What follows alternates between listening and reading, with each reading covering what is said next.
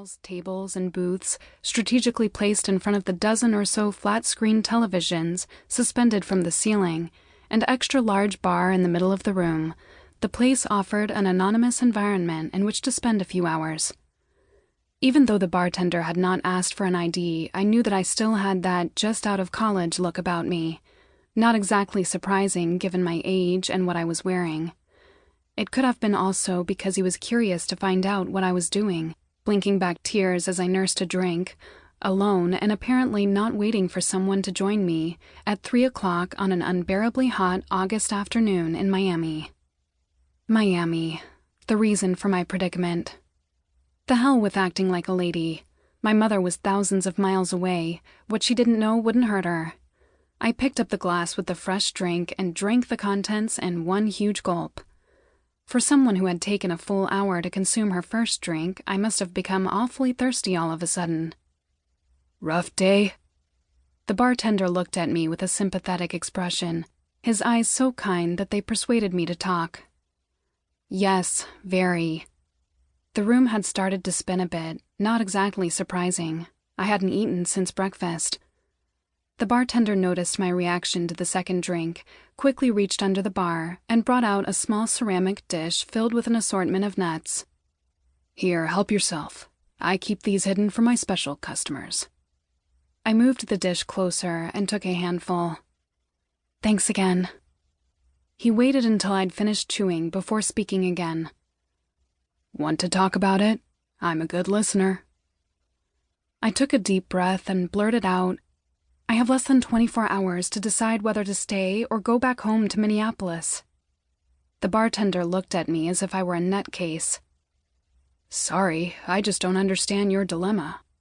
Shaking his head, he took some peanuts from the bowl, tilted his head, and quickly tossed them one by one into the air, catching each one in his mouth in a practiced motion.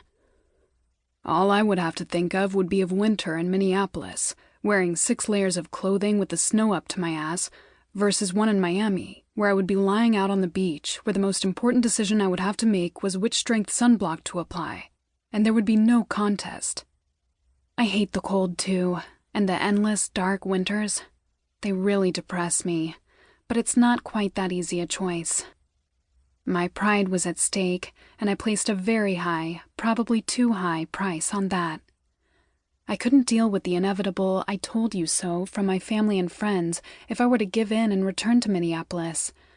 I began to think back on the events in my life that had led me to be drinking rum and cokes alone in a sports bar in Miami. "I have just enough money to last one more day here," I confessed, thinking of the 50 in my pocket. Fortunately, I'd had the foresight to buy, even though it had been very expensive to do, a round-trip airline ticket from Minneapolis to Miami, valid for 1 year. Thankfully, I didn't have to worry about how I was going to get home. "Maybe you could wait tables or hostess, or work in retail." The bartender folded his arms. "Until your luck changes." I took a sip of my drink and shrugged my shoulders.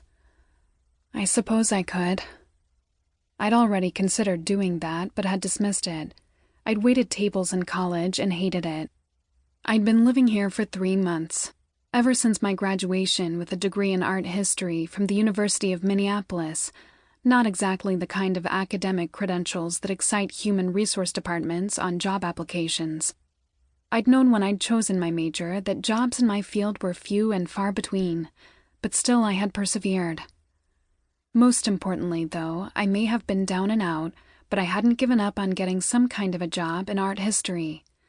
I didn't want to take even a temporary job because I needed to concentrate on my searches. I'd envisioned using some of the money I earned to open a school for underprivileged children, a place in which they could be empowered by art while learning about it. I'd helped teach art appreciation classes as a volunteer for years, and I loved how the kids' faces lit up when they looked at a work of art, as if they were looking not just at the paintings and sculptures, but at life itself. I had witnessed the healing power of art.